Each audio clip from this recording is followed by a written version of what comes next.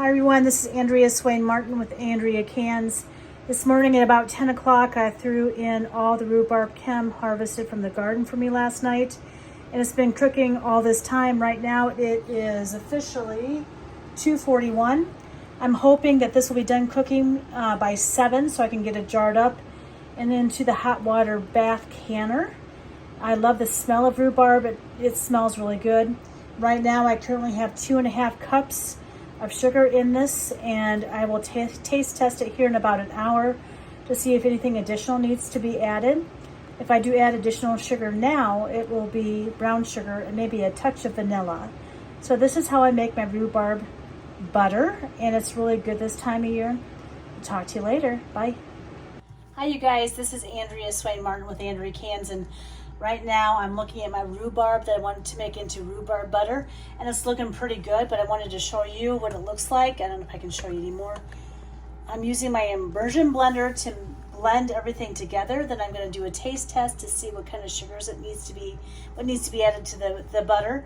I might be able to can this by 7 o'clock tonight. If not, I'll turn off the crock pot, let it cool, and put it in the refrigerator so I can do that tomorrow. So let me show you how this works. And this might be kind of noisy for you guys, but what you do is take your immersion blender and go after your rhubarb.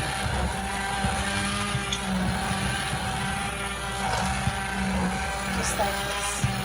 And I love this immersion blender because it's longer and gives me some arm length.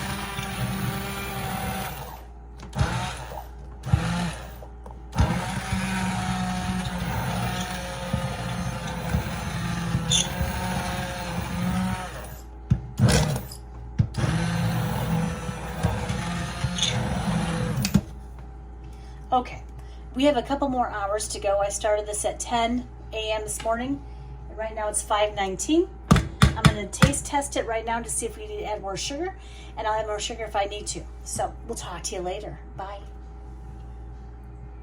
Okay, everybody, I added like 2 cups of brown sugar into this mixture.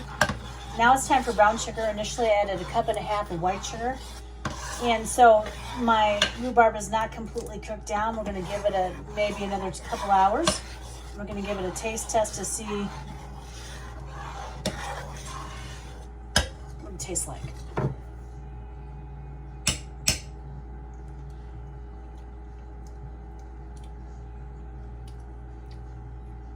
Needs another cup of brown sugar. So I'm going to add 1 more cup of brown sugar to this, and we're going to let it all cook down. We'll talk to you in a few minutes. Bye. Hi you guys, I just added another cup of brown sugar to my rhubarb, and it tastes good now. So what I did is I added 2.5 cups of white sugar, 4 cups of brown sugar, and 2 capfuls of vanilla extract, and we're going to let it cook down a little bit more. And it's right where I want it to taste. However, there's too much liquid in it, and so I've taken off the cover of my crock pot, and we're going to see what happens next. But I'm hoping that I can pull this out of the crock pot by 7 and maybe get it jarred and then maybe canned. But I suspect that I'm going to run out of steam here in about the next hour because I still have to finish dinner. What I'll do if that occurs is I'll turn off the crock pot, let it cool, and put it in the refrigerator overnight. Then I'll jar it in the morning. So anyway, it does taste good now. It's something that I wouldn't be afraid of serving to all of you fine folks. And I'm so sorry that this video is segmented, but it takes a long time to cook rhubarb butter in a crock pot, but it's well worth the wait. We'll talk to you later. Bye. Hi you guys, this is Andrea Martin, and I've been working on rhubarb butter most of the day. And I will say right now, it's 8 o'clock at night. I put all the rhubarb together in my poor dented slow cooker at 10 o'clock this morning, and it is ready to be jarred. Now I'm going to turn this guy off. See the ripples in the rhubarb here? It's nice and thick. So I'm going to turn this guy off,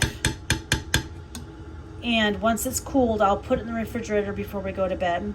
But this is what rhubarb butter looks like. Now, once it's cooled and goes in sterilized jelly jars and put on the hot water bath cooker tomorrow, It'll be beautiful, and it sure tastes good. It's perfect. Kim even said so. You can see the ripplings or the peaks in the rhubarb butter. That's what we want to see. So 10 to 8. It's turned out pretty good.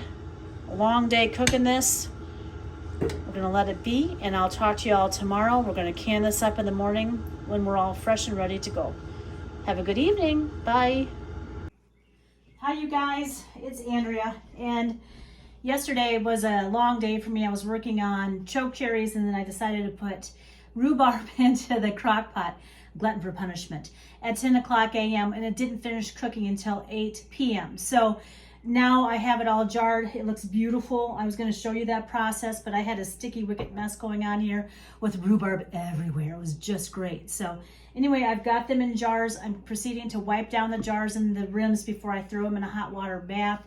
It works really well for me, and I really don't follow a recipe. So I take rhubarb from our rhubarb patch, and I take it and I cut it up and I throw it in a crock pot and I start cooking it. And at that time, I put in 2.5 cups of white sugar. And I just let it go. Just let it go for 2, 3, 4 hours, depending on what your time frame looks like. Check on it though to make sure nothing is scorching, and then go back and give it a good swift stir and make sure that it is tasting okay. Now, if you know it's going to be like a really tart rhubarb, you can add more sugar at that time. My preference is to wait until I immersion blend the rhubarb for the first time. Then I start off by adding like 2 or 3 cups of brown sugar, and I continue to taste from there. And at that time, if it tastes really too tart, then what I do is I add another cup. Now, this particular batch took 2.5 cups of sugar, 4 cups of brown sugar to get it to where I wanted it, and 2 capfuls of vanilla. And it tastes really, really great. I had it for breakfast this morning with peanut butter toast and butter with my rhubarb butter, and boy, was that a nice treat. I don't even have any rhubarb butter left over from last year in my pantry. So I'm going to continue on here. I'm going to get these guys cleaned up. I've been using a warm paper towel, just warm water paper towel, just because I don't like to use vinegar on my sweet treats. And then I'm going to throw it into the water bath canner. It's cool enough to can in the house today. I don't have to haul everything out to my outdoor cannery. I would rather do that this way, today, just because I've got so much other stuff I'm trying to get ready in the house today. So I've been busy cleaning and cooking and laundry, and I've got things to do on my computer. Anyway, I'll show you what that looks like in a minute. My recipe again is fill your crock pot up with rhubarb, throw in 2.5 cups of white sugar to start off, and then taste test along the way. I really don't have a recipe. Every year is different. You never know what rhubarb's going to taste like from year to year, depending on moisture. Something I do want to say, here in Illinois, we do get 2 cuttings of rhubarb, which is wonderful. Some states aren't allowed that just because of their climate and where they're located in the world. But come July, there's another recipe I want to try with the rhubarb that does come up at that time. And also I have friends all over Henry, Stark, Mercer, and Rock Island, and Peoria, and Knox counties that will give me rhubarb to put away. So anyway, this is Andrea, Swain, and Martin, and I'm going to continue on here. I'll show you along my process along the way. It's easy. It's my own recipe, but it works really well for us, and it tastes really good. Talk to you in a few minutes. Bye. Hi, you guys. This is Andrea Swain Martin, and I just fished all the rhubarb out of the canner in the house. Now, I did heat up the house. It's almost too warm now. I should have gone out to my cannery, but I thought maybe I could get away with it. But this house heats up a lot in the afternoon hours. The rhubarb turned out great. It's just beautiful. I don't even know how to explain the color other than it's rhubarb butter. And I'm just hoping that all my jars seal. I have like 1 left to go, or maybe 2 left. No, I only have 1 left to go. So we're going to watch that here the next few minutes, and hopefully it does seal. Otherwise, I will put a new lid on and re-water bath can it before I go camping this afternoon. So it does take a long time to can rhubarb when you use the crock pot, but it's a really good method, and it allows you to do other things rather than just focusing on one particular thing. So I hope you all have a great weekend. This is Andrea Swain Martin, and I so appreciate that you go out and like and subscribe to our channel. I think now I have 69 subscribers. I know that doesn't seem a lot to you fine folks that have bigger channels, but we're getting there, and we've only been at this about 2 months, and I am here to share with you my food preservation and canning experience.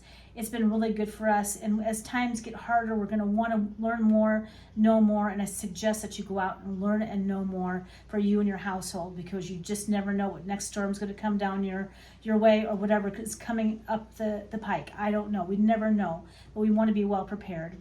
This is Andrea Swain Martin. Ken Martin's at work. He will be joining me about 5 o'clock this evening. Then we're going to go camping. I'm so excited about that.